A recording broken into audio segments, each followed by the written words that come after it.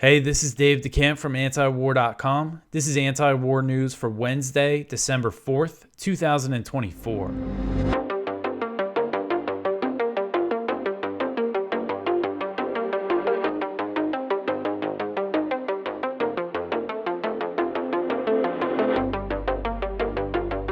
All right, the first story at the top of antiwar.com today, the U.S.-backed Kurds attack East Syrian villages.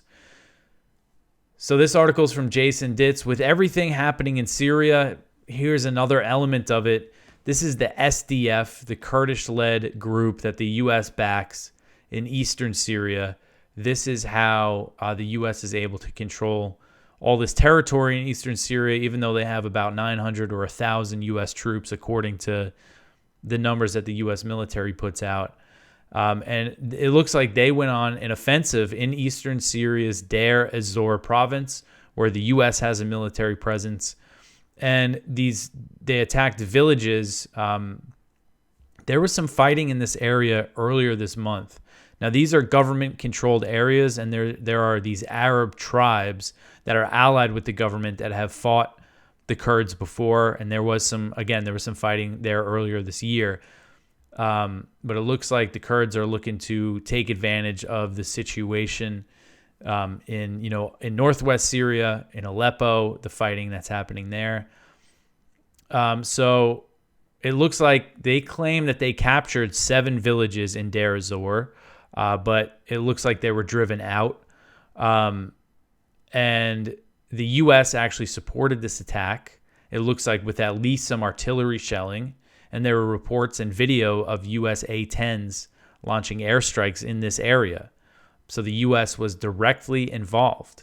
And according to Al-Mayadeen, the U.S. military actually instructed the SDF's Deir ez-Zor Military Council to attack those specific villages. That was just reported by Al-Mayadeen. And U.S. involvement in the attacks did not end there. The U.S. provided artillery support, firing artillery out of the Conoco outpost. That's a gas field that the U.S. occupies in eastern Syria. The U.S. shelled the village of Kasham, hitting it with at least 12 shells. And U.S. officials confirmed carrying out strikes in eastern Syria, said that they hit a tank and other targets.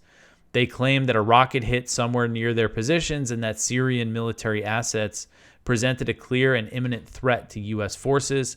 Other U.S. officials said that the SDF had requested U.S. military support and said that the U.S. was supporting them. So confirmation from the U.S. that they did indeed support this SDF attack. And again, the situation on the ground, it looks like they went into these villages but were driven out. But this is definitely an area to keep an eye on here, and this comes amid the HTS, Hayat Tahrir al-Sham, which is an offshoot of Al-Qaeda. Their offensive in the northwest, they've taken Aleppo, and there's still fighting happening in that area.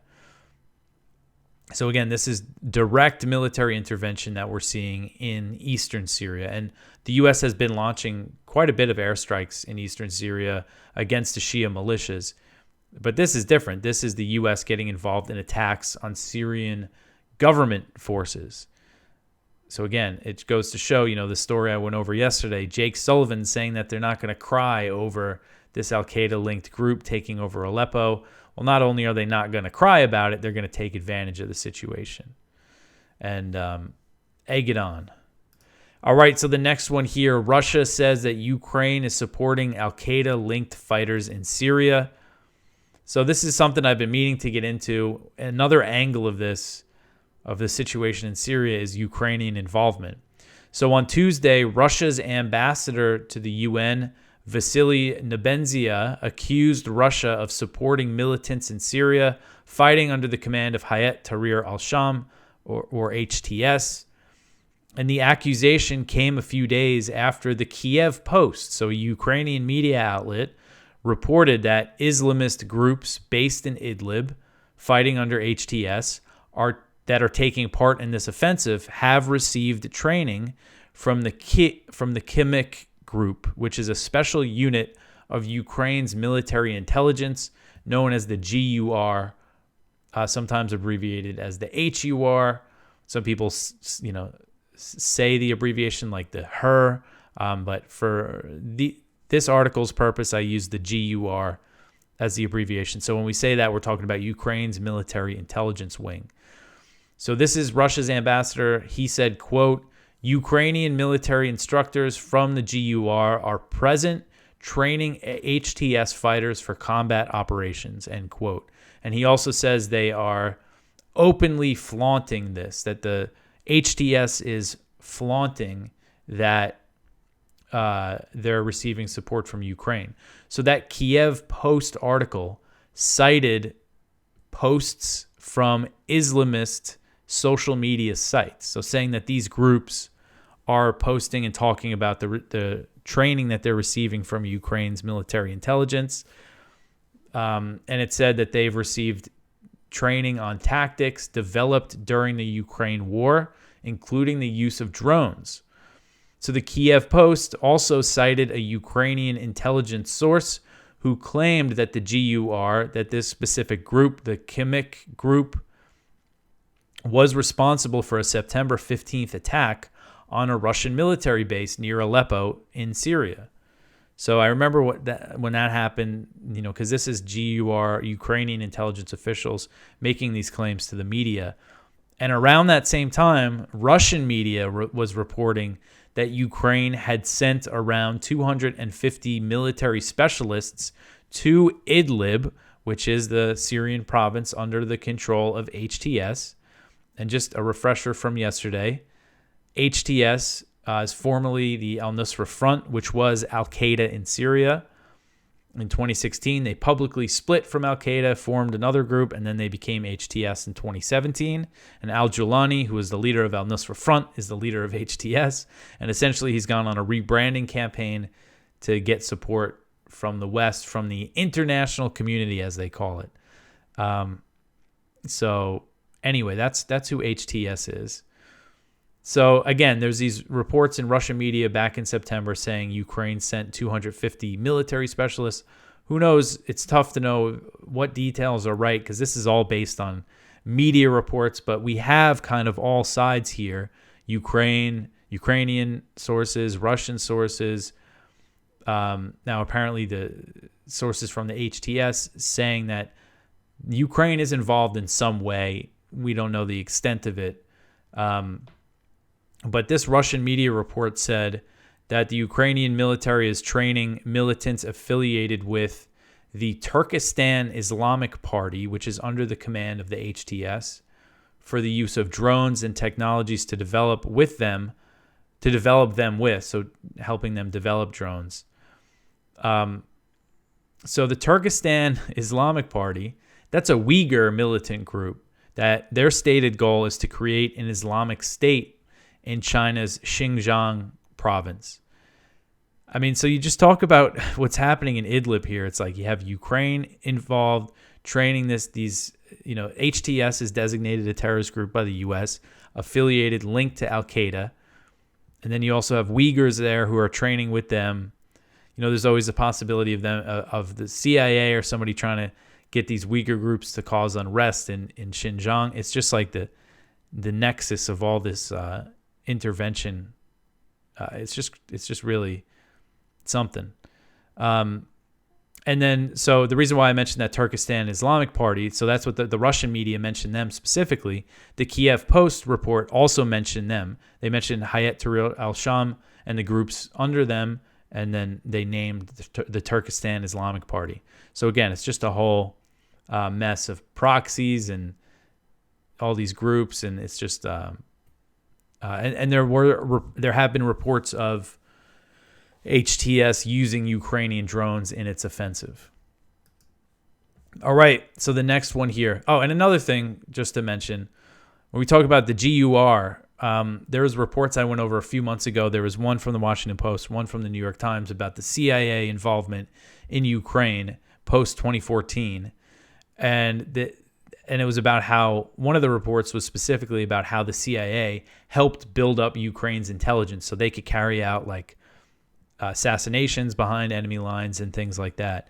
And it was about the SBU and the GUR or the HUR, the military intelligence. And there was a CIA source who spoke with one of the papers who described the GUR as our little baby, as the CIA's little baby. So, it's just really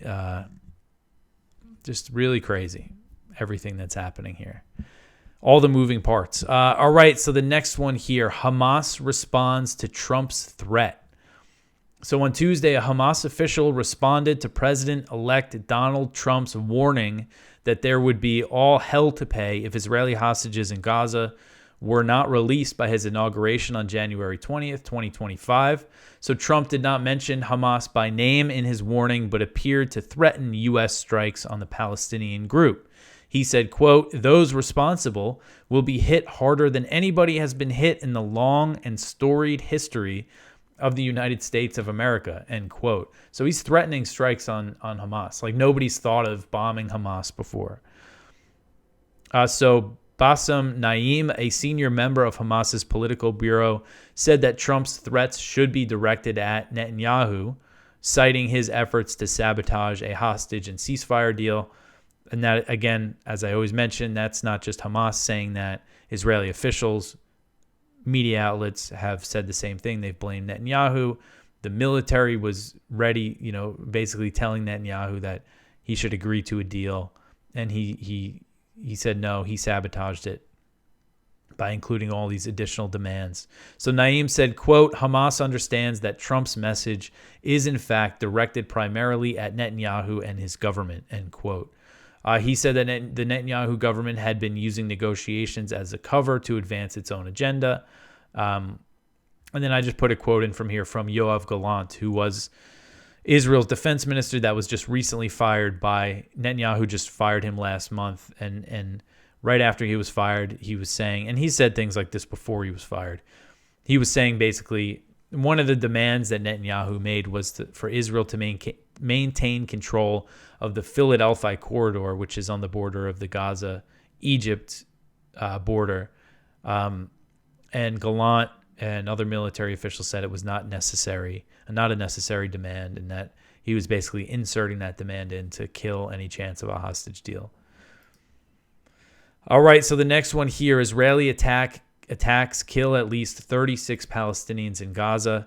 So the daily slaughter continues. Gaza's health ministry said Tuesday that Israeli attacks in the Gaza Strip killed at least 36 Palestinians and wounded 96 in the previous 24-hour period. The ministry only counts dead and wounded Palestinians who are brought to hospitals and morgues, saying that there's still a number of victims under the rubble and on the streets where people cannot reach them. Israeli attacks on Tuesday included a strike on a residential building in Beit Lahia, a northern city that's been under total siege since early October as part of the ethnic cleansing campaign. According to Al Jazeera, at least 12 people were killed in the strike and many died due to the lack of medical care. You see this picture here. This is at the Al-Ali Baptist Hospital in northern Gaza, in Gaza City. And you see a child wounded here. There were some really horrific pictures when I was looking through the Reuters pictures today of dead children, dead babies. I mean, it's just every day we see this with these kids. And we're talking about tiny kids, babies, toddlers. So multiple Israeli strikes were reported in Gaza City, including one on Tuesday evening that hit a home. According to Wafa, at least 5 civilians were killed in that attack and others were wounded. There's other strikes in the Al-Shati refugee camp, or the beach refugee camp. That's what it means in Arabic. It's west of Gaza City on the beach, on the coast. So, I know I go through these stories every day. Sometimes we don't have the most details, but I just think it's important to stay on top of the daily slaughter. That this is all funded and supported by our government. So it's important to keep track of this, even though there's so much else going on, but there's just no end in sight. All right, so the next one here, Israeli army razes 600 buildings in Gaza to build military bases. So this article is from The Cradle. It's based on a New York Times report. So the New York Times reported that the Israeli army has been expanding its construction of military bases, outposts, and communication towers in the Netzarim corridor in central Gaza. the military has demolished over 600 buildings around the corridor in the past 3 months. So this goes to show they're very busy, and the Netzarim corridor is a place that the Israeli settlers have their eye on to build settlements. Yunus Tirawi, the Palestinian journalist he really follows the social media posts of Israeli troops, he found some posts from Tuesday that were Israelis who were not in the military, who were driving around North Gaza. They could be scouting settlements. Again, this is something that I think could pop up really soon. And then the Netzarim corridor, they're expanding, and they're building military bases here. So as a result of the construction, the corridor has slowly grown into a 46.6 square kilometer military zone occupied by Israeli forces. The New York Times said that control of the Netzarim corridor, which cuts across Gaza from the border with Israel to the Mediterranean Sea, allows the army to regulate the movement of Palestinians, and their goal is to get all the Palestinians in the north out of there so they can't return, and then they can completely take over this area of northern Gaza. So the construction continues. There's more construction happening on the Philadelphia corridor. They've demolished a lot of buildings down there. Just all part of this takeover, Israeli takeover of Gaza. All right, so the next one here, Israel bombs Lebanon, says that the war is not over. So Israel launched more strikes on southern Lebanon on Tuesday, despite a ceasefire deal that was supposed to take effect last Wednesday, as Israeli Prime Minister Benjamin Netanyahu said the war with Hezbollah is not over. So Israeli strikes included an attack on the town of Sheba, which killed a shepherd, so another civilian was killed. According to AP, the death brought the total number of people killed by Israel in Lebanon since last Wednesday, when the ceasefire was supposed to go into effect, to 15. So Israel's killed 15 people in Lebanon under a so-called ceasefire. So the heaviest day of Israeli bombing took place on Monday after Hezbollah fired back for the first time, launching 2 rockets toward Israeli-occupied territory in a warning shot in response to Israeli violations. A UNIFIL source said that Israel violated the ceasefire around 100 times by Monday. And the U.S. and France have also reportedly conveyed that they believe Israel was violating the truce. So Israel has claimed that it's responding to Hezbollah violating the ceasefire, pointing to the group's presence and activity in southern Lebanon, but the ceasefire deal gave Hezbollah 60 days to withdraw its fighters and heavy weapons north of the Litani River. And during that time, Israel is supposed to withdraw as well. Haven't seen any of that yet, any Israeli withdrawals. So Netanyahu said on Tuesday, quote, "We are currently in a ceasefire. I note, a ceasefire, not the end of the war. We have a clear goal to return the residents to rehabilitate the north. We are enforcing this ceasefire with an iron fist, acting against any violation, minor or serious," end quote. So saying the war's not over, we're just in a ceasefire. Well, during the ceasefire, Israel feels free to continue to fire, to bomb Lebanon. And the U.S. is justifying this. State Department spokesman Vedant Patel was asked on Tuesday about this, and he said Israel has the right to defend itself, framing this as defense. Well, a reporter said, does Lebanon have that same right of self-defense? And he refused to answer. He said a whole bunch of nothing. And the U.S. gave Israel assurances that it could strike Lebanon if it deemed the ceasefire deal was being violated. So the U.S. is backing this. And then Israel Katz, the Israeli foreign minister, he threatened on Tuesday that if the war escalates, Israel will push deeper into Lebanese territory and target the Lebanese government. He said, quote, "If we return to war, we will act with strength, go deeper. There will no longer be any exemptions for the state of Lebanon. If until now we separated the state of Lebanon from Hezbollah and the entirety of Beirut from Dahiya, which took very hard hits, this will no longer be the case," end quote. So threatening more escalation. All right, so the next one here, this was the big news on Tuesday, the situation in South Korea. South Korea's Yoon lifts martial law.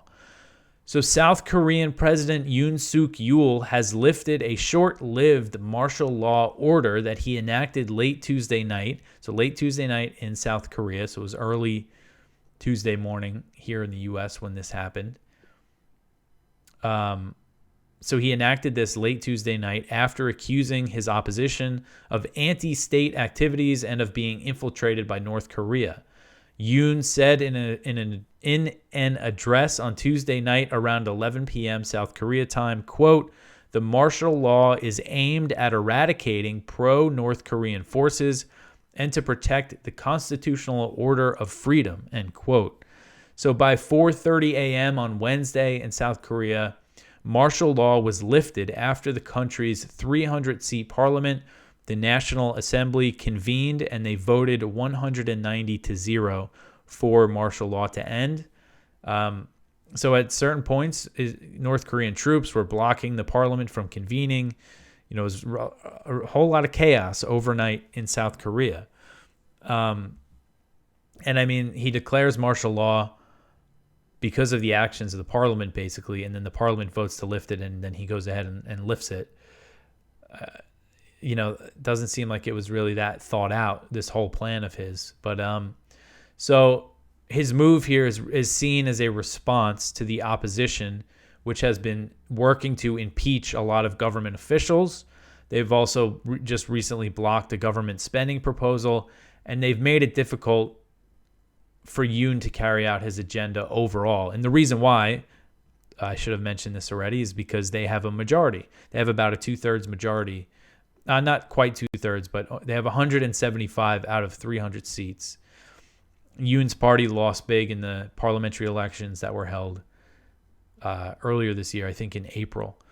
So you see this picture here. These are South Korean troops inside the building of the National Assembly. So Yoon said in a morning address, this was him announcing that he was lifting the martial law, quote, "At 11 p.m. last night, I declared emergency martial law with my resolute intent to save the nation in the face of anti-state forces that attempt to paralyze the nation's essential function and the constitutional order of free democracy. But there is a demand from the National Assembly for the lifting of martial law. I have withdrawn troops mobilized to execute martial law affairs," end quote. So this martial law declaration was condemned both by the opposition and the leader of Yoon's own party, the People Power Party, which when we're talking about South Korean politics, everything's relative in these different countries, but Yoon is considered on the right, his opposition considered on the left. And so it was denounced by the leader of the People Power Party. He said it was wrong and that he would work to overturn the decision. So opposition politicians are now expected to try to impeach Yoon. And I think now with this stunt that he pulled, there's a good chance he will get impeached. And Yoon is a very unpopular president. His approval rating, according to the latest survey that was conducted last week, is around 25%. It was 19% early in November.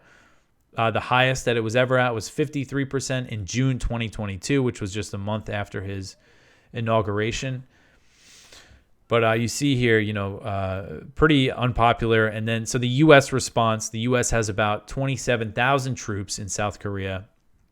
The U.S. kind of just said some basic things, that they had grave concerns and that any political disputes should be solved peacefully. So President Biden, kind of the important context here for Americans is that Biden has been a very strong ally of Yoon, a strong backer of Yoon, and helped advance his agenda of taking a harder line toward North Korea, which has significantly raised tensions on the Korean Peninsula. Together, Biden and Yoon restarted major war games on the Korean Peninsula, and the U.S. has deployed significant firepower to South Korea, locking into a cycle of tit-for-tat escalations with North Korea. North Korea restarted doing frequent missile tests and everything. This was around 2022 that things started to really heat up again. For a while, Trump went over and met with Kim. He didn't sign any deals or anything, but for a while, tensions were pretty cool. And Yoon's predecessor, Moon Jae-in, he was a proponent of reunification. He held talks with the North. He was all about easing tensions. Yoon campaigned on being harder on North Korea, came in and fulfilled that promise. But I think it goes to show that what's happened over the past 2 years is pretty unpopular based on the results of the parliamentary elections and based on the approval rating. But anyway, one of the craziest things that Biden did as president, I think, was last year he sent a nuclear-armed submarine to dock in South Korea. Now, the U.S.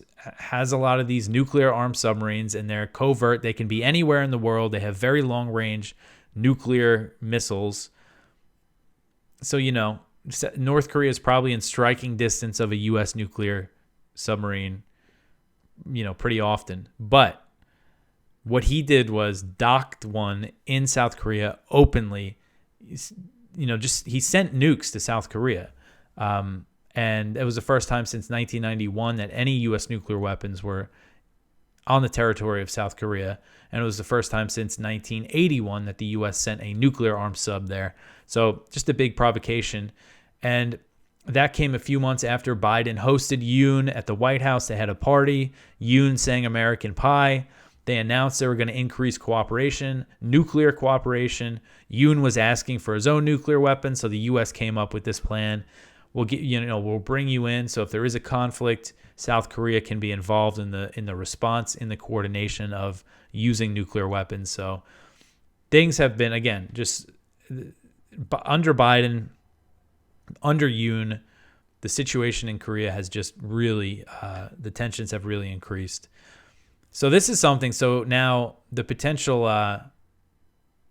the silver lining here of Yoon's little attempt at a power grab or whatever he was trying to do here, is that if he does get impeached, which I think is likely now, I don't really know the process in South Korean, how they do that, but that's going to open the door for another candidate. If the opposition wins, then with Trump coming in, if Trump decides to pursue talks with Kim again, say he came in and Yoon was still president, and I'm sure he will be when he comes in, because it's only, a month and a half now till Trump's inaugurated.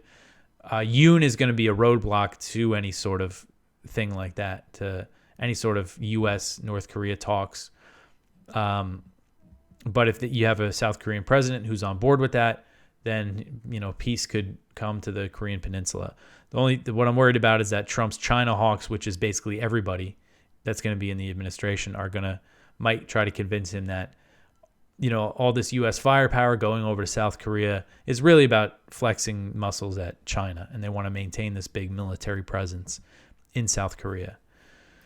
Anyway, and another thing is South Korea has been they see them, the U.S. sees them as an ally against China. Biden's been working on this new trilateral alliance between South Korea and Japan. Alliance building is a big part of the China thing, so that's a whole nother aspect of this. But anyway, it looks like the crisis is over, and we'll see what the aftermath is. So the next one here, NATO chief wants less talk of Ukraine peace. So NATO Secretary General Mark Rutte said Tuesday that the alliance should not be talking about what a peace process would look like for Ukraine, but should instead be focused on sending more weapons to the country. Ahead of the start of a 2-day NATO foreign ministers meeting in Brussels, Rutte was asked about potential offers to help bring an end to the war, and he said, quote, "I would argue let's not have all these discussions step by step on what a peace process might look like. Make sure that Ukraine has what it needs to get to a position of strength when those peace talks start, when the Ukrainian government has decided they are ready to do so," end quote. Rutte said that the meetings of NATO foreign ministers will be focused on how to get more weapons to Ukraine. He said, quote, "So I would say more military aid and less discussions on what a peace process could look like," end quote. So he's saying, we're not going to talk about these peace talks. Let's just get more weapons there, dump more weapons in, which his position aligns with the Biden administration. They're focusing on getting as many weapons as they can into Ukraine before the inauguration of President-elect Donald Trump. All right, so the last story here, war drives revenue increases for world's arms dealers. This article is from William Hartung at Responsible Statecraft. So revenues at the world's top 100 global arms and military services producing companies totaled $632 billion in 2023, a 4.2% increase over the prior year, according to new data released by the Stockholm International Peace Research Institute, or SIPRI. So the largest increases were tied to ongoing conflicts. There was a 40% increase in revenues for Russian companies involved in supplying Moscow's war in Ukraine.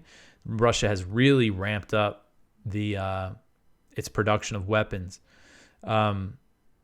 There's record sales for Israeli firms producing weapons used in that nation's brutal war on Gaza. Revenues for Turkey's top arms producing company also rose sharply by 24%. Turkey has a lot going on in Iraq, Syria. But by far, the United States remained the world's dominant arms producing nation. $318 billion of the $632 billion is revenues flowing to American firms. So that is more than half. It's the U.S. accounts for it.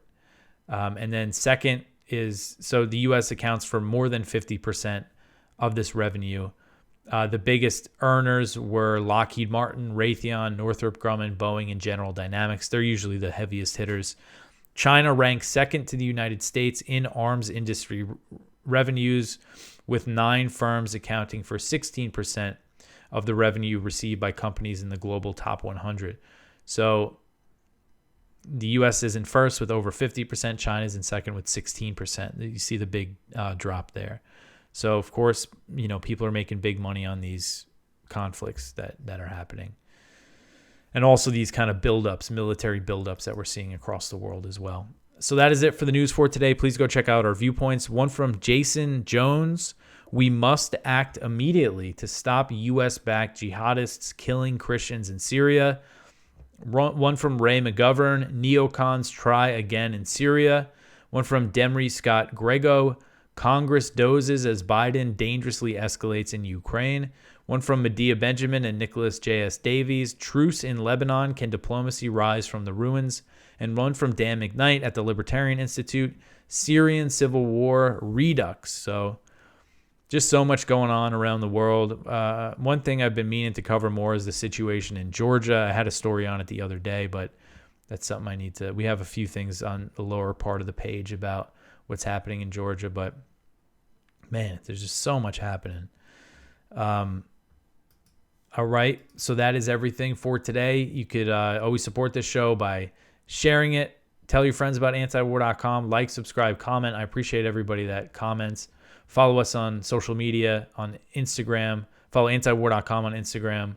Follow me and antiwar.com on X or Twitter, whichever you prefer to call it. I will be back tomorrow with some more news. Thanks for listening.